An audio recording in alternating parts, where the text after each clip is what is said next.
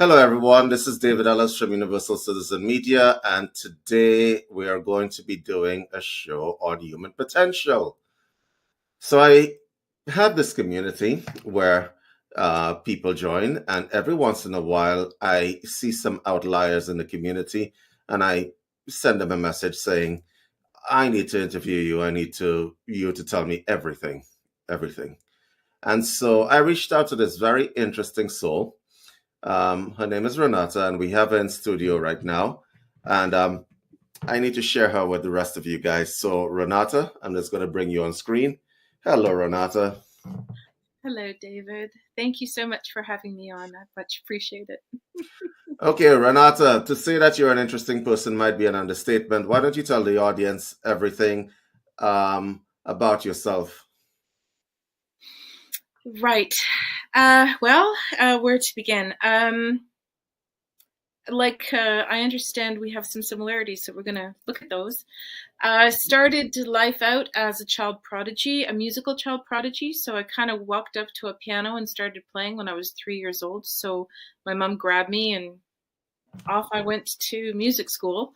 And that ended with a double degree from the Faculty of Music in Toronto and a career in performing and teaching as a pianist, a vocalist, and conductor. Hmm. And then I had an accident with my hand about 12 years ago, which made it impossible to play anymore. And so when God closes one door, guess what? Hmm. A million other doors open up. So I started to explore left-right brain synergies, and it turned into a career in marketing and promotion. But it was based in creativity, which is the only reason I could handle it. And Hmm. then when that came to a close, and all the while, I had been studying with my mentor, Jonathan C.R. Davies, and a particular modality called the Unity Bubble. And concurrently, I became authorized as a master Unity Bubble facilitator. So I have been doing that. I've transitioned out of all kinds of marketing stuff, etc. I was able to buy my freedom, sold my place, and moved to the country where I have peace and quiet and I can do whatever I basically want, which is help humanity. And I volunteer a lot with connecting consciousness, and I work on a donation basis only. I was asked to do that a few months ago so that everyone is able to access the modality that I'm able to offer, which is an eighth dimensional energy field. And I'm sure you're going to ask me more about that. So how is that to begin with? That's a lot to unpack. Okay, so let's take it together because this is a show on human potential. So Excellent. you came in with musical skills. You I they're did do. they're just hardwired on you. Whenever people talk about human potential, or when people talk about like star seed children or gifted people, they often tend to think that God has blessed them with some special gift that the rest of us don't have. Speak about that for a moment. I think we're all blessed, Hmm. especially those who have the opportunity to develop their potential. So to be born to parents that give them the opportunity to do that rather than it being quashed or not allowed to flourish, Hmm. which is paramount. So I understand with the selection process. I'm not sure how fine tuned it can be when we come in, but whatever it is that we choose, if we're coming through with a set of talents or abilities, one would think that we would choose parents that would allow us to develop those talents and abilities. And whether or not those talents and abilities are the be all and end all in that person's life, I don't think so. I think they're always a tool to explore consciousness in a different way, in a deeper way than perhaps others, or if they hadn't had those talents, would be able to. So, Hmm. and starseed children, yeah, there's I mean, my daughter, it was written all over her. I just knew, and by the time she was 3, I knew she was going to be a writer, because she would sit there and play with a salt and pepper shaker for 2 hours and have a whole script, you know.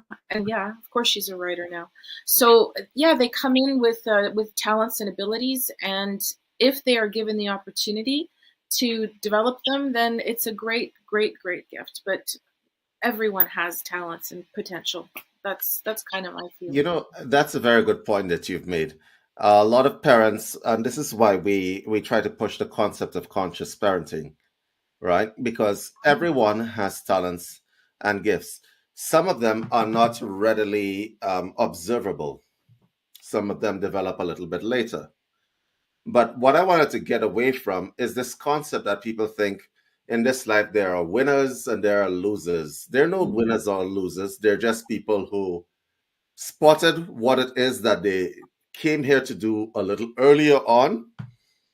And then there are people who were actively blocked from pursuing what they came here to do, right? And then there's a concept of choice where you either accept it or you reject the barriers and the blockages, right? But everybody has the human potential that's within them or innate on them, okay? And so what usually happens is that there are usually stumbling blocks that will stop you from getting there. In your case, I suspect, from what I can tell, uh, if you were allowed to pursue music to its fullest actualization, I suspect you might have done so before. I suspect you might have done so. There are these are the nuances, right? mm, mm-hmm. So I had a professor once who told me you can tell the age of a soul by the number of skills it comes into this incarnation with. Okay? And then there are the newer souls that come into this incarnation and they don't know, they're stumbling around. Okay? Mm, yeah. They're stumbling around. And I am a firm believer in this concept of DNA activation. Okay? I don't like to put it that way. I hate those terms. But I think you have innate inside yourselves potentialities that a lot of people don't actively seek out. They Mm, just figure, like, one of these days, I'll just find something to do. And then mm, that's another thing as well. If you can't find something to do and you don't know what to do, it may be one of two things. And I tend towards the latter.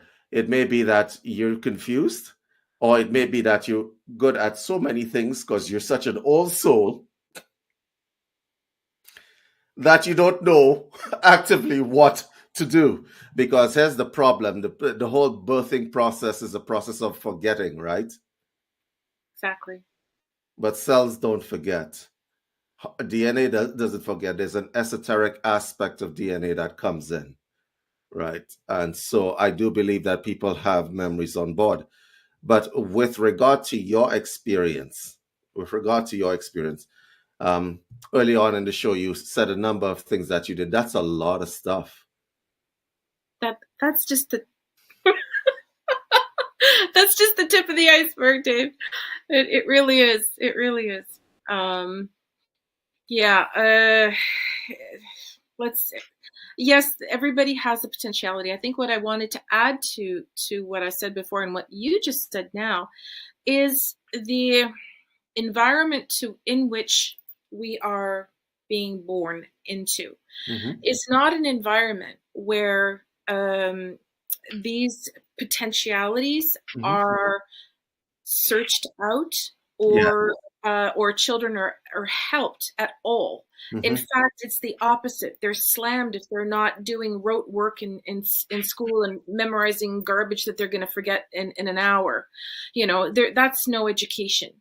And so it's not particularly the fault, so to speak, of these who are coming, who are a little bit lost. Mm-hmm.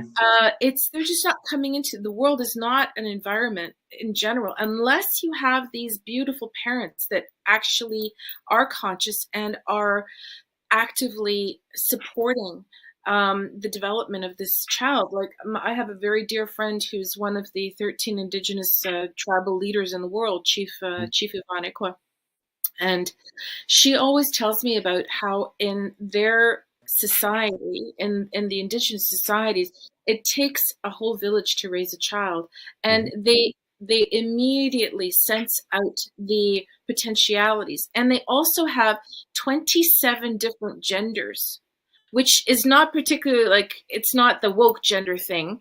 It's uh it's a respectful uh, delineation of a person. So, for example, I have masculine tendencies within me. Mm-hmm. So I would be wakame, wahame. I think it's wahame.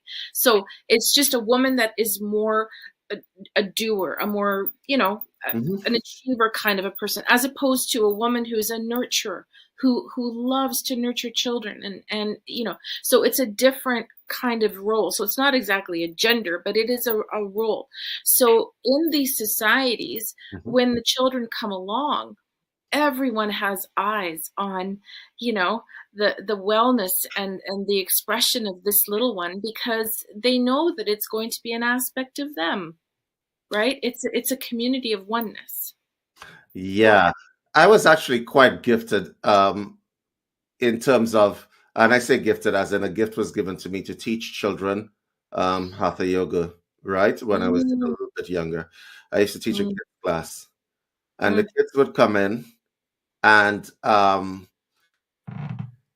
it was a pleasure for me because these kids have no fear on board. They don't know what fear is. They just know mm, that I want to get this done. I want to do the headstand. I want to bend this way. I want to do this. I want to do that. I want to be able to accomplish this. And when I taught them, the joy on their face of expanding their physical limitations, right? Their mental limitations, their limitations of control and body control and balance and so on. And you could see them growing in front of you, right? So mm, I also taught children martial arts as well, and you mm, see them growing in front of you, and you see character is not something that you develop by going to learn it in school. I could mm. write some stuff on the blackboard saying, "Be brave, Yeah. follow your heart, follow your dreams." I could write this on the blackboard, but unless you hardwire it and start activating the individual on a very experiential level, it does not, the individual doesn't embody it. And I see these children, when it is that they left my class, applying. I saw them applying the concepts in everyday life. So people say, okay, it's a yoga class. How is that going to help them? No, no, no. It absolutely does, because it develops in them the will to try and fall, get up, try and fall, and continue down that path until they get it right. It Mhm, absolutely does. And I've seen it a real time. So I think in terms of human potential, there's an aspect of it that needs the activation, right? And some of us come pre-activated. So let's talk about people who are pre-activated with their gifts on board. How does that happen? I mean, they're supposed to forget, right? You're supposed to come in as a clean slate, but that's not yeah. always the case. Um, no, not always the case. And I believe, sorry, I believe in my case, sorry, just need a little bit of water. Sure. Um, I can't explain it, David, but I walked up to a piano when I was 3 years old, and we just happened to have one because I have two older sisters, and there was one in the house, and they were both learning. They were 9 and 10 years older than me, but I was 3 years old, and I walked up to the piano and I started playing it. Hmm. So where did that come from? Who knows? I must have carried it through with me. So it's, a past incarnation. I also have had situations where I've done sessions with a friend of mine who's a native healer. Mm-hmm. And so I've been told that I'm this reincarnation of the third Dalai Lama's master student. So I'm lying there and Errol says, "Oh my God, do you know what happened?" I'm like, "What? What?" He says, "Your face just started morphing into this little old monk," right? While you were out. And I'm like, "Oh, okay, that's interesting." So whatever is the energy that is this expression that we are, Mm-hmm. it's going to come through if that is what we came here to do. And actually, sometimes adversity helps, because then you're more and more determined. You're more, and it does. Unfortunately, it's the trauma, the traumatization that creates the diamond. It's like the traumatization of having the sand grate against the pearl and the oyster is what creates the pearl, right? Or the friction. Mm-hmm. So yes, it's great to be born into a family where the parents support, where that where the child can grow. So I was able to do that with the music, but in terms of the spirituality, are you kidding? 400 years of clergy on my mom's side. So anything that wasn't, church related. So I understand you. I totally get it. yeah. So, and then when my mother realized that I had healing hands when I was about 10 or 11, she would be like, "Okay, come over here. Don't let anybody see you, but put your hands on me because it feels very good. But don't tell anybody you're doing it because somebody might find out that you're doing this. I don't want anybody to know." So it was hilarious. So she knew I would channel, but it was always like, "Don't tell anybody, but you tell me what I need to know." So Yes, I understand exactly what you're saying, especially when you're young and you have impressions or whatever else. Uh, young children don't know the rules of society. Okay, they don't know. As an example, if you get an impression that something is about to happen, you need to stay silent, and that's the rub right there. mm, Because, like everything else in this world, when you deny the parts of you that are, they don't cooperate with you when you want them to. I mhm, know a lot of adults who spent years in suppression of themselves. And I'm talking to you women out there, you know who you are, right? Who chose to suppress the parts of yourself that mm, wanted expression, um, in favor of what? Of a nice normal life. mhm. You know that story. A lot of women have that story. And then they try to reclaim it a little bit later on when they wake up one day. It's little things make you just snap out of it, right?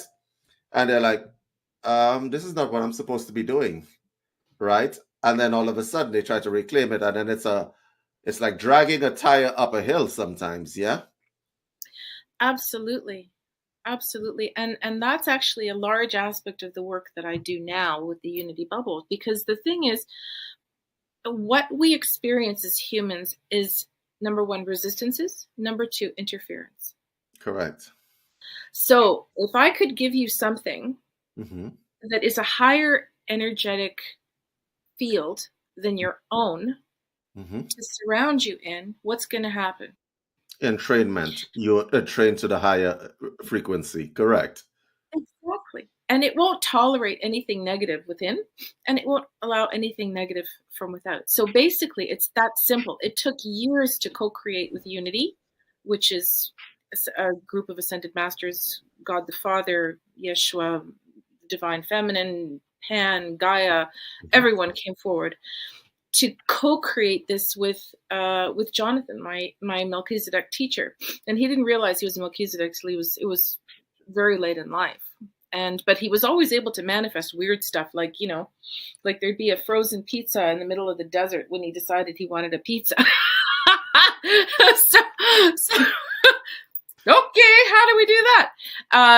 So with this, the whole idea is once you have this frequency, everything starts to shift into place. Mm-hmm. And what's not supposed to be there gets the heck out.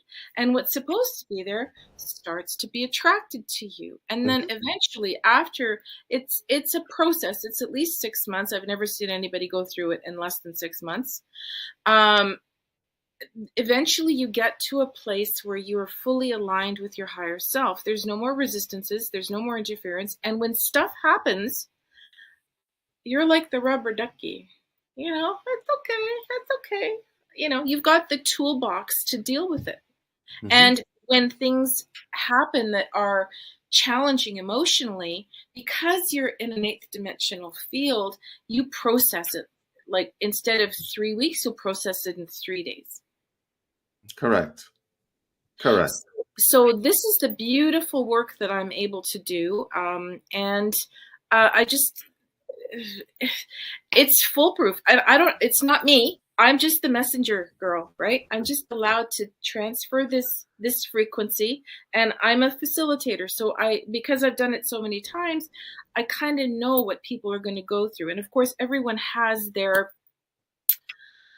particular challenges and their particular traumas. So it's basically betrayal, abandonment, lack of trust, and lack of self-esteem, self-worth, which all starseeds come in with, right? Combination thereof. So this particular modality, which they tried to suppress when Jonathan first came out with it, he was approached by some certain individuals and said, okay, listen, just don't make it public. We're going to let you, you can just do it, word of mouth kind of thing, but don't try to get public with it or that'll be the last time you do. So since he passed away and since things have, just the veils have been lifted and things are different now, and I'm fearless. I don't care. You can't, whatever. I know there's no such thing as death. There's just transition. So I'm out here just yelling it from the rooftops. Hey, there's this thing, there's this modality you can do, and it's super easy. And if I could, David, I would just bubble the world. And that's the way Jonathan felt, but you can't. You have to be open and willing, because it's a free will thing. And some people aren't done their suffering. They want to suffer. Listen, there's an old Japanese proverb. The road is clear in front of you. Why do you throw rocks in it? All right. And a lot of people throw rocks in their own path. There's a number of things that I want to cover here because we mentioned a couple of things.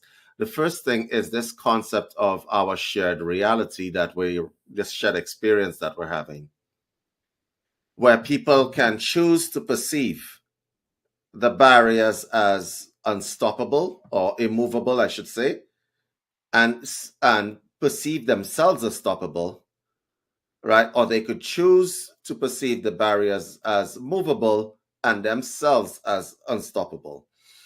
This change in perspective, this shift in perspective is a difficult one for most people, and that's what keeps, people like myself or yourself and everybody else employed. Right? Right. This shifted perspective is a difficult one for most people because they perceive, and this is the commercialization of spirituality and psychotherapy. Mm-hmm. Okay, because I call bullshit on even the things that I have been a part of. Okay, there is a commercialization of psychotherapy and consciousness exploration, right? Which is doing a disservice to humanity.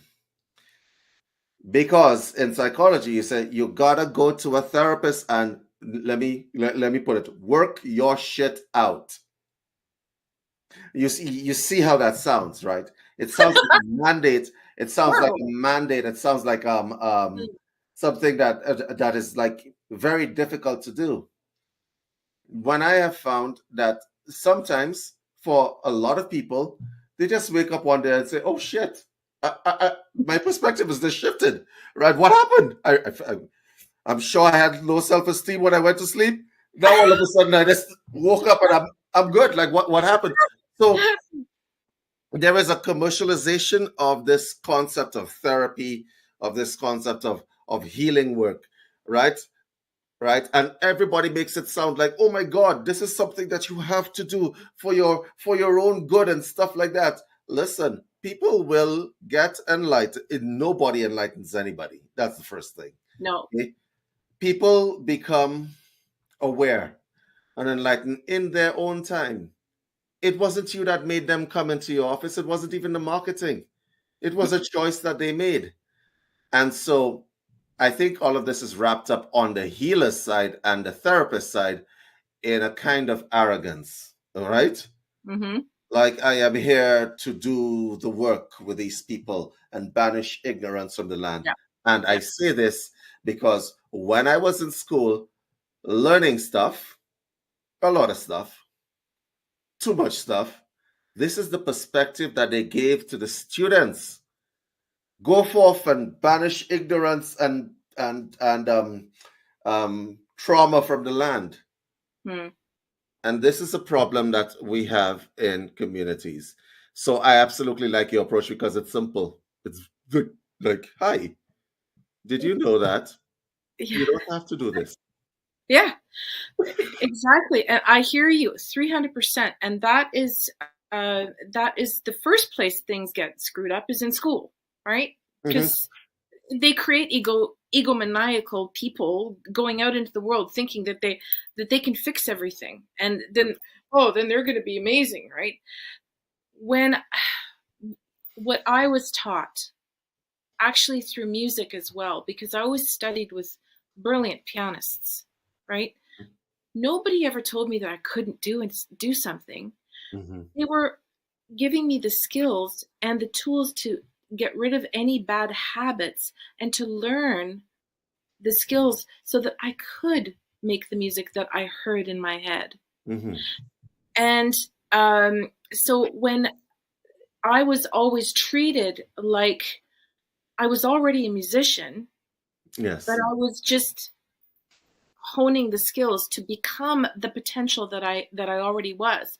And similarly, when I work with people who come to me, I always say, "Hey, I'm just the delivery girl. This is between Exactly. you and consciousness.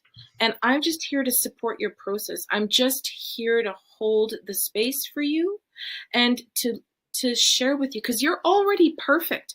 We're just going to get rid of the restrictions and we're going to or the resistances and the interferences. And then you can do you, baby. You Correct. know, and in however many months it takes you to complete, because we have 8 infusions into the bubble, in however many months it takes you to get to effortless living, believe me, of the hundreds of people that I've worked with, I've never not seen people get to effortless living. It's because they've made the decision, just like you said, Dave. They made the decision to walk into working with me. That was their conscious decision, which is why we can't bubble the world, because people have to, it wouldn't work. They have to make the conscious choice. They have to, and they have to work at it. They have to express the intention. You know, Renata, what you're saying is that's why I said we have similarities. I totally understood everything you just said. Thank you. When it was that people decided, oh, I'm a healer. Oh, the cringe. All right. Yeah. You're a facilitator more than anything else, right? Yeah. And Yeah. so when people decide that they are healers, they go do whatever courses and stuff that they do. I'll give you an example of on my own skin. Okay. So in training psychotherapists or counselors, right? They can choose a particular slant that they're going down. Okay. Let's say you are a Freudian psychotherapist. Mm-hmm. Okay. Mm-hmm. Then you follow the theories of Freud. Okay. Of the number of uncomfortable theories that there are out there, I urge the audience, if you guys are listening, go read up on Freud. Okay. Because you will have to see the individual who is coming into your office from a particular viewpoint, which is absolutely disadvantageous to the whole being that that person is. 300%. Okay. If you are seeing, and I'm going to put it in the spiritual communities as well. Okay. There are too many energy healers who see people as broken. Okay. When I was, listen, when I was practicing, okay, Mm. I had about 293 active cases in my office. Wow. It was like doing social work. Okay. Mm-hmm. And, and I say this in best vein for you guys to understand. When people came into my office, I just treated them like people. Mm-hmm. Stop looking at people like patients. Stop Yeah. looking at people like some broken thing that you need to fix, right? 100%. And your patient outcomes, your client outcomes are going to be so much more effective than when you just sit them down and have a conversation as equal partners in a process. I'm going to repeat that for the guys in the back. As equal partners in the process, because what happens is that there's a power dynamic that happens between the therapist and the client. I am coming to this person to save me, like the priest in church. No, I am your brother. We are sitting here and we're gonna work some shit out because we're family. That Yep. is the mindset. 100%. And I would take it one step further. I'm going to tell you how much I have actually learned from my clients, from the Mhm. people I've worked with. Correct. They blow me away sometimes. I'm like, oh, wow. So it's not a one-way street. It's, and anyone who puts this hat on, yeah, no, no, no, no, no, no, no, no. The opposite.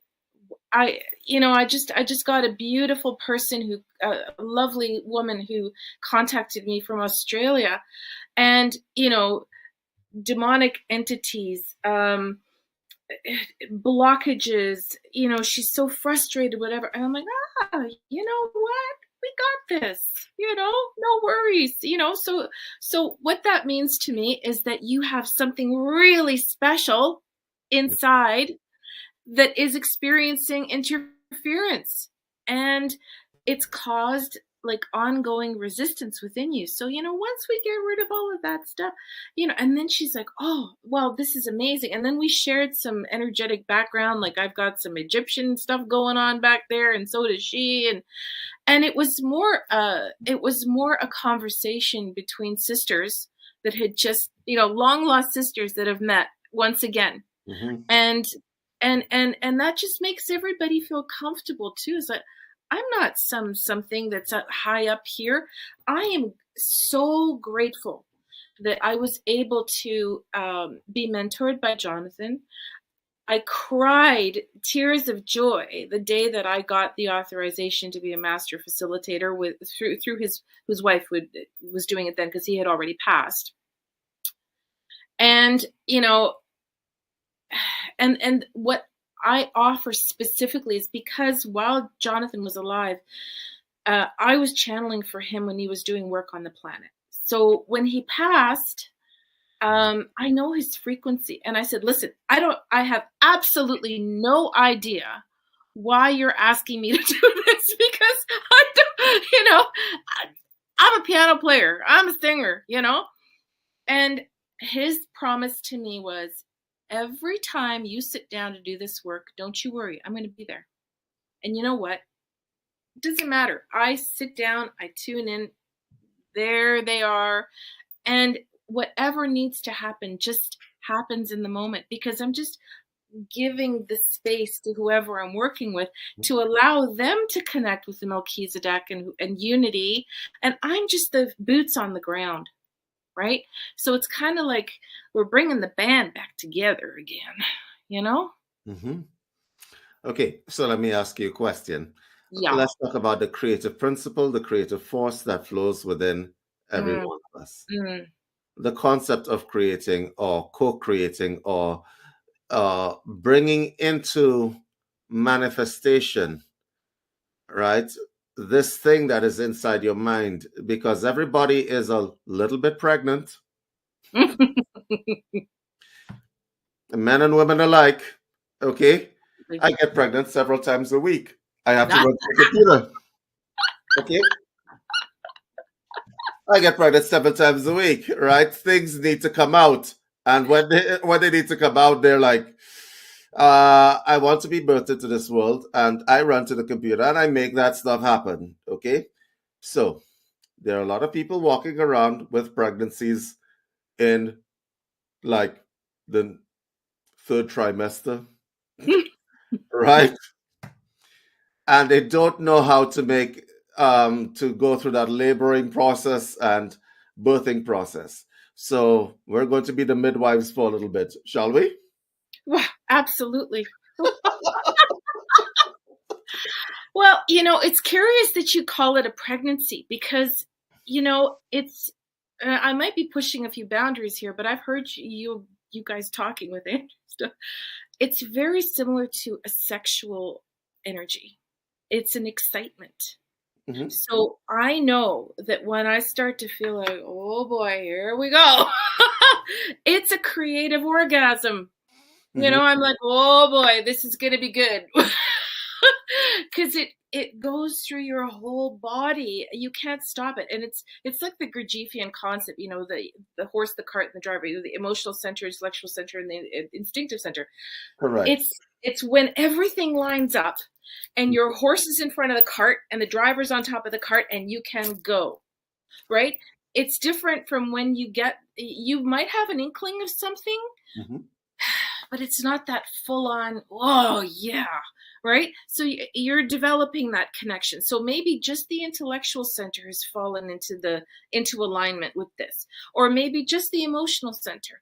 But when all three centers hit the jackpot, it's like, right? Correct. Wow, here we go, right? And then it enters into the collective, right? So we're back to the collective experience. So it's like you're downloading it from the infinite because Correct. nothing exists that hasn't already existed, and then Uh-huh. you're re-uploading it back to share it with brothers and sisters everywhere.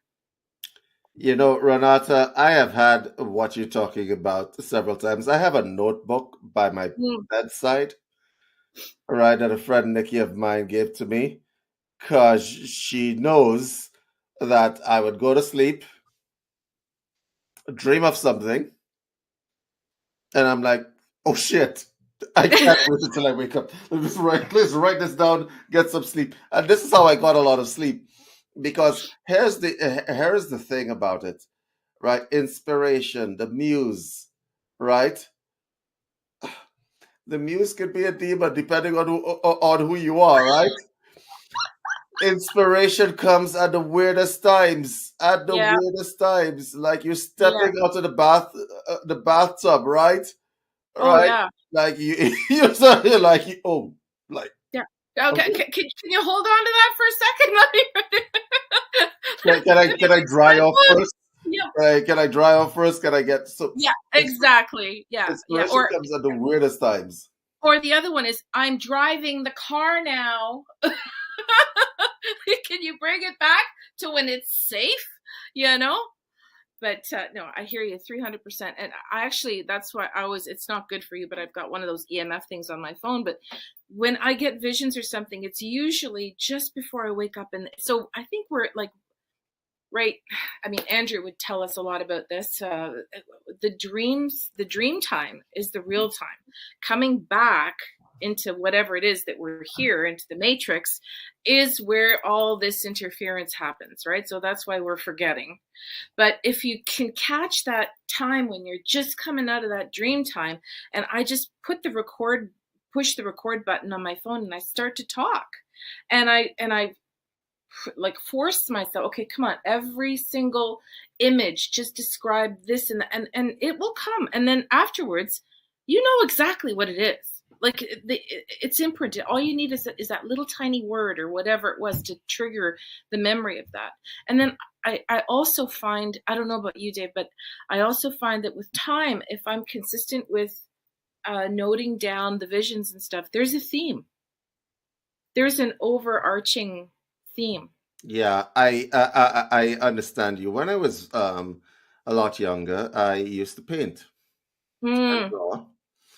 Um, and we're talking about the development of the creative process. I actually mm, won competitions and wow. fine arts competitions. There wasn't anything artistic that I couldn't do.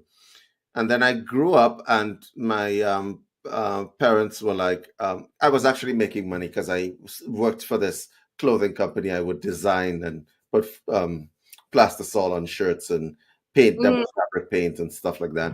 cool. And I made money because, every creation was like a fingerprint. It was a unique creation. Amazing. And my parents were afraid at that time that if he continues to make money, then he's not going to go to university, is he? Mm, Right? So, all right, they tried to kibosh that. So, anyway, I wanted a scholarship to go to school, right? mm, Because I was about, I learned to meditate at 13 years old. It's too mm. early, just so that we can, I wouldn't suggest that you go put your kids in No, meditation at 13 years old, right? yeah. All right. And I won the scholarship, and my choice to was to do English literature and philosophy. Oh, just like my daughter. Yeah. Oh And my it's God. I know this, that this is mindset. Yeah.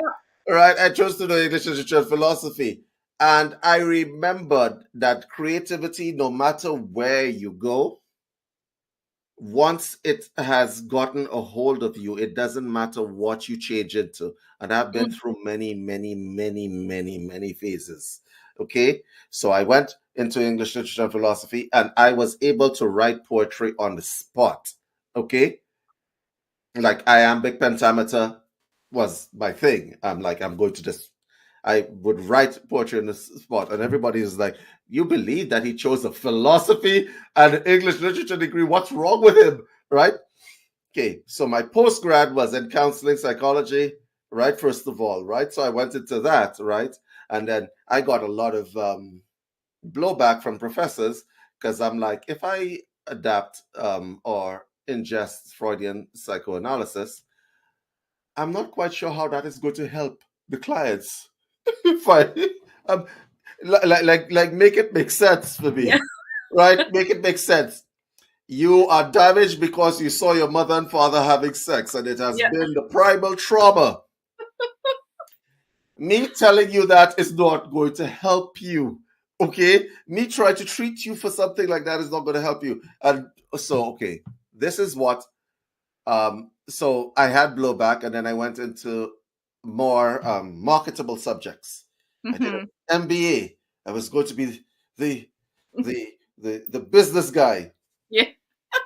Oh, but the creativity kept following me everywhere. And so when people were looking at solving a problem one way, I was looking at it laterally. Does that make sense?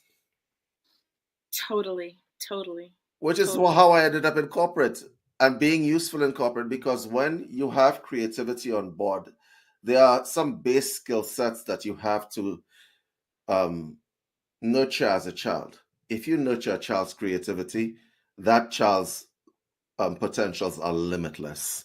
No matter what that child does, I don't care if that child is a janitor in the school, that child will find a way to make that janitorial Oh that yeah. janitorial job unique and special. That's right. Creativity is transferable, right? It Correct. will ooze from you, right? Just like carbon dioxide, when you breathe in oxygen, it's going to come out of you. That's who you are. And I would venture to say, Mhm. Dave, that you are probably a very balanced brained individual, because it requires the creative right side and a very active left side to actually achieve a lot of the things that you've been describing. So for me, I'm so right brain, I should actually fall over when I stand up. There's like, don't ask me to do like, no, like, no. So I should just be walking around like that. But and the other thing I wanted to say when you said poetry, well, guess what? I also have a collection of poetry that I'm in the middle of publishing. It actually has a foreword by Dr. Bill Bissett, who's Canada's poet laureate, and knows, he's a colleague of Margaret Atwood's, and she loves his work, etc. Anyway, so it's all in that, and I've been sitting on it Oh, for a long I'm going to read that. I am going to buy that. and it's actually, a lot of it was processing, was when I was learning to, I didn't know I was channeling, and I would be writing poetry in the middle of teaching a classroom, because I also taught music in the Catholic School Board in Toronto for several years when my daughter was little, because I needed a gig that, I could stop at 3:30 and pick her up. You know what I'm saying? So I would be writing poetry, and there'd be kids. I'd give them something to do for 20 minutes, 35 kids in the classroom screaming, and there I am writing something up from the profoundest. And sometimes I would write words, and I'm like, what does that mean? And Uh-huh. then I'd have to go back and I'd have to look up the word and go, oh, yeah, that fits. So You I had know, no idea I was channeling, actually. Yeah. because people think channeling is like you go into this dark room and like Hmm. there are candles and some guy's eyes are rolling up into the back of his head. The No. woman's eyes are rolling. No, channeling can be on the spot um, Yeah. conversation, actually, right? 300. All right, which is why I told you at the beginning of this broadcast, I don't plan interviews. We're going to riff and it's going to be perfect. Yeah. All right. And this is basically, and channeling, I think it requires a little bit of self confidence Mm. and self belief that what's coming through is exactly what needs to come through in the moment. Okay. When you give yourself over to the space and you do not try, you do. Yeah, that's right. Oh, don't we love Yoda? He's my hero. Yeah. Correct.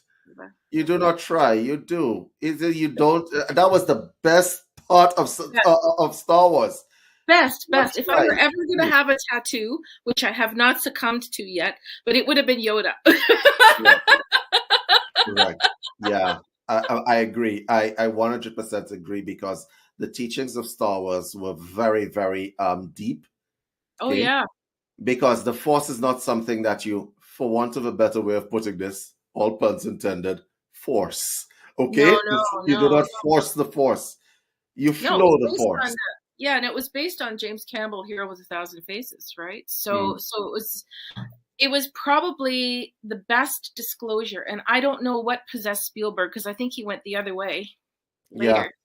later. But there was that was a great gift, a great gift to the young ones, to be able to see and talk about human potential. When Luke, when he's on when Yoda is on Luke's back in the swamp, right, and he's trying to lift the ship, Hmm. right? Do not try, do, and just, that was just so beautiful. It's all about intention and belief and understanding, and removing the blockages and the restrictions. It was it was one of the most profound things I'd ever seen done in film, and It I've loved was. it ever since. Yeah. It was. And I think a whole study. Look, I wish I could write a thesis on that, on Mm, that movie. Not the Disney version, just this version. Right. The old Star Wars. Because there yeah, were layers and layers to the concept layers. of Absolutely. energy, right? So many teachings were in there, like the concept of the force of Oh, connected energy. Okay. right, of energy flows and as opposed to energy manipulations. And on that subject, I actually want to say something. Um, a lot of people can benefit in terms of human potential if they listen to when the universe speaks. Would Oh, you like to know one of my most profound moments? please. Okay, there was this little girl that I was teaching in my kids' class, right? Mm. Right? And like she didn't have any front teeth or anything like that. She was this super cute little girl, right? And we were doing this class and so on. And I was trying to get one of the little kids to do a headstand. And yes, I got like little kids to be able to do amazing things. If you want to check that out, it's on my Facebook. You will Mm. see kids doing amazing things. Wonderful.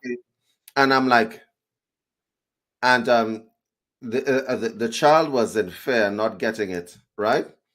And then this little girl, who is the youngest person in my class, walks over to the 16-year-old and says, "Look, just put your head like this and just do and stop being afraid. Stop being afraid." And I'm like, I'm looking at this kid. I'm like, Yeah. she in that moment saw, right, everything in that moment. Now, do I believe that this little kid just somehow transmogrified into Yoda? Right? No, I don't. But I do believe that when the universe wants to say something to you or wants to intervene, Mhm. you let it. Right? I looked at this cute little kid and I'm like, "This, you didn't go through yoga teacher training, did you? Because that was excellent. The way she expressed herself gave the 16-year-old who's like wow, 11 years a senior, right? Mm. 11 12 years a senior, the confidence to get that thing done. In that moment, that child was a better teacher than I was. You learn these things. And she Yeah. gave me a technique that I didn't have before. Mm. So when the universe is speaking to you, and it may be not just a little kid with no teeth and stuff like that, no front teeth. Um, it may be something like the wind blowing against your body, letting you know, Yes. oh, Yes. by the way, Mr. Busy Professional, Yes. the earth is still here. In case you're wondering, just check out the sky, see how blue it Yeah. is. When Yeah. the universe is speaking to you, and you need to listen, and that's how you expand your potential. Because when you listen and you are in co-creation of the universe, it speaks to you more and more, flows through you. You're Absolutely. part of it. You're not apart from it. Absolutely. 300%. And I always think, like you have to ask. You tune in and ask. I always think of the guys, the angel sitting on top of my refrigerator, going, "Oh yeah, yeah." Why isn't she asking? Right? You could just see them sitting up there, going, "Oh, just just ask." You don't have to beat your head up against the Mhm. wall, right? Because the answers are always there. It's always there because we are unbridled, and limitless potential. Absolutely, 300%. Yes, agreed. Agreed. I suppose the last thing I want to actually examine is, because we examined the creative aspect and so on, is the ability to be grateful, gratitude, Mm. the ability to express gratitude, the ability to express contentment. Santosha, it's called in the niyamas, but basically in this concept, now that's a look. This is something that is often overlooked.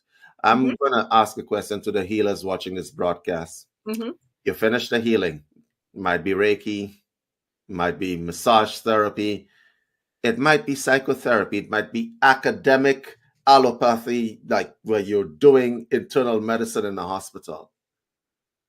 Did you thank the universe for your skill set? Did you thank the mm, universe for the patient? Did you thank the universe for everything that you are able to impart? Did you do that? Because if you didn't, you're being a little bit of a, yeah. Yeah. That word. Right? So, Yeah, that word. And I have a little thing. So part of my daily ritual, Mhm. and I don't care if my phone's ringing, I don't care if, somebody's knocking at the door. When I wake up, I go into my heart, and I ask that I be in service to creator, and thank you for all of that stuff, because the universe doesn't hear this or that, or it's just service to creator. Thank you. Thank you. And then I do not get out of bed until I can muster up the kind of excitement that you would have as a child waking up knowing that there are Christmas presents waiting for you. Yes. The sense of wonder, the sense of Yes. expectation, the hope Yes. for life, the joie de Yes. vivre.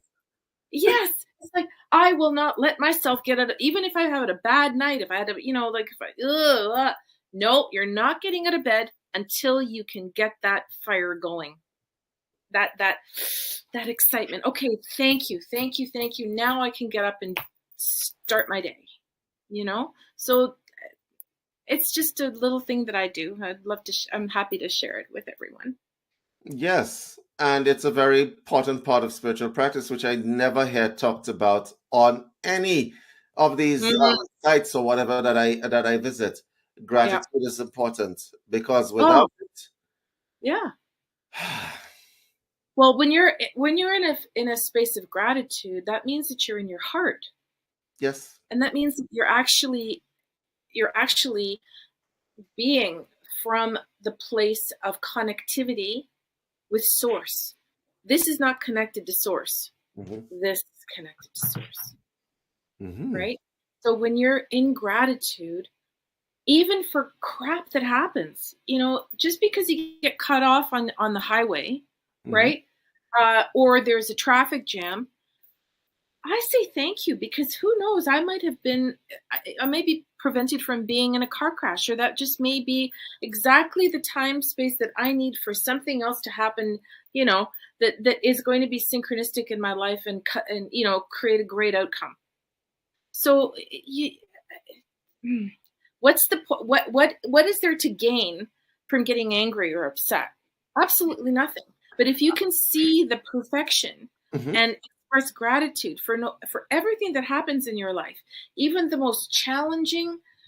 Oh, I had a really bad challenging thing happen about a month ago, and it took me a little while to get to gratitude, I can tell you, but I'm there now. However, knowing that I needed to get to gratitude was like, okay, you need to find the reason that you're grateful for this. Because at first you don't see it because you're traumatized by it, right? But you need to get to the place where you can find the gratitude why this happened. And when you do that, that accelerates the processing, and it puts everything into perspective. And then you go back into your heart, and it's okay. Anyway, that's just my process. No, it's actually a very good process because I remember all these little old ladies who kept saying, "Praise God," whenever like, anything good happened, right? Yeah. Or even when bad things happen, you say, "God will take care of it." Yeah. You remember these little old ladies? They had their own little spiritual practice going on, and it absolutely worked for them.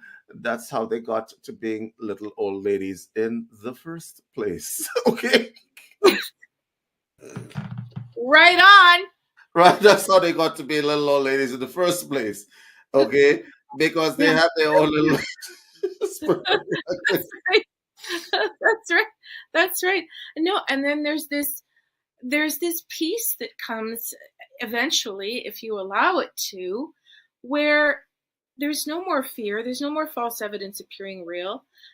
You can't die. So what's the worst case scenario? You're going to suffer because you're not going to allow yourself to be in the flow to experience whatever it is that you're here to experience anyway. Correct. So might as well just be grateful for it. And Right. of course, nothing happens without creators' will and desire. We are an aspect of that. So it's the microcosm within the macrocosm. Once we align with that and that beautiful space of, and it's the creative potential too, right? That's the godliness. It's the same thing. It's just the English language has words to differentiate it. I Mhm. honestly think that human potential and divinity and creativity are all the same energy. Mhm. And when we allow it to come through and express it in whatever way is okay for us to express it in whatever fashion, whatever medium you have available to yourself, that is creators speaking through us and having creators experience through us, which is the whole purpose of life, isn't it? Correct. Little hearts floating up to the ceiling. Yes. Oh, lovely. Pretty much. All right, so we've come to the end of our broadcast. So I'm going to ask you, first of all, give people a way to get a hold of you. It's running at the bottom on the crawler, but let people know what you do and how to get a hold of you. Thank you so much, Dave. This has been such a lovely, lovely synchronistic opportunity, and I'm really happy to be part of your network. And I hope that we have lots of collaborations going forward. And I'm going to send you my poetry book, and I want to read some of yours. Mm, So people can reach me at Renata Duma at rocketmail.com. That's my direct email. Or you can just go to Rada Lightwork. It's coming up on the bottom too. That's my website.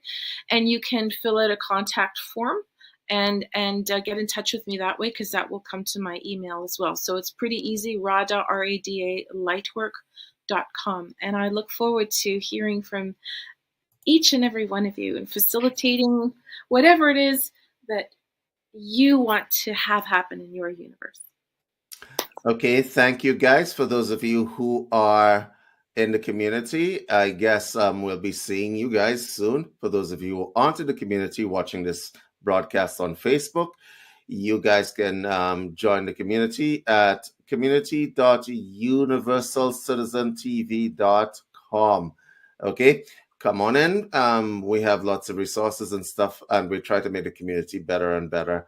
And for those of you who are wondering when the next webinar tutorial is going to be, it's probably going to be next Tuesday or next Saturday. Okay, take care, guys. Bye-bye. Great.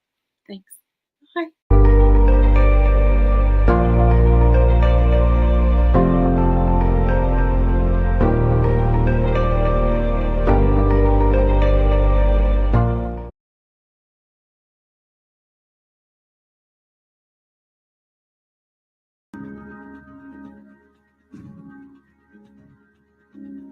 Thank you. Tell me how you want to be loved.